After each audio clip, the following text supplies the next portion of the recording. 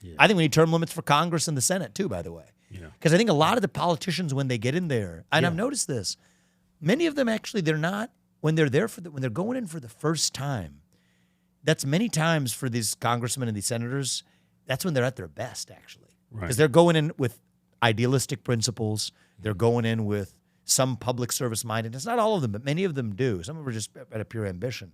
But even the ones that go in with the right earnest purpose, after 3 or 4 terms, that becomes a career. You make enough compromises on your own principles, the sausage making of legislation or whatever. They become like ghosts. They're like hollowed out husks of what they were when they went in. Right. And so I do think term limits are going to be, you already have them for the presidency, but I think everybody in Washington, D.C., almost everybody basically needs a term limit. A bureaucrat, a senator, a congressman. Who votes for that? Congress? So that's never fucking happened. Exactly. That's the problem. So there's 2 kinds of term limits, though. So one is most people in Washington, D.C. aren't congressmen or senators. They're bureaucrats. People who were never elected to their position in the first place. So if I were the president, I said I would do this, and I would support Trump doing this too. I haven't talked to him about this particular idea, but maybe I should, is many of those federal bureaucrats, if you're reporting to the president, and the president is limited to 8 years, why should those bureaucrats be there for more than 8 years either? That's something the president can implement, and they don't get a say in. So at least you can get term limits for the bureaucracy. Now, for Congress, I got a trick for you on how to do this. Okay. So here's the things that need to happen in Congress. They should not be allowed to trade stocks. I don't know where you are on this, but I don't think they should be. They should. I mean, it doesn't make any sense. How's it in the interest of the public? They shouldn't be lobbying the government for at least 10 years after they leave, and they need term limits. 3 terms for Congress, 2 terms for the Senate.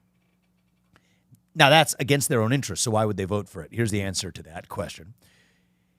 It's how I would have done it as president. I think it would work like a charm. You negotiate exactly, this is what the package looks like, and then a bunch of them aren't voting for it. And then you say, okay, one final carrot.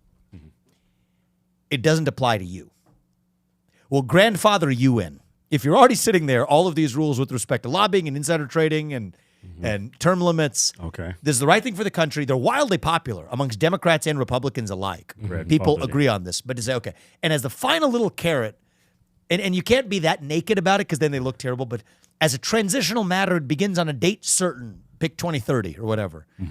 Then they're all going to vote for it because it's wildly popular with their constituents and they get to claim to be the anti-reform corruption people. But you have a little fine print in there that it starts, in 2030. Right. Or does not, shall not, these terms and conditions shall not apply to people elected prior to 2024. Great.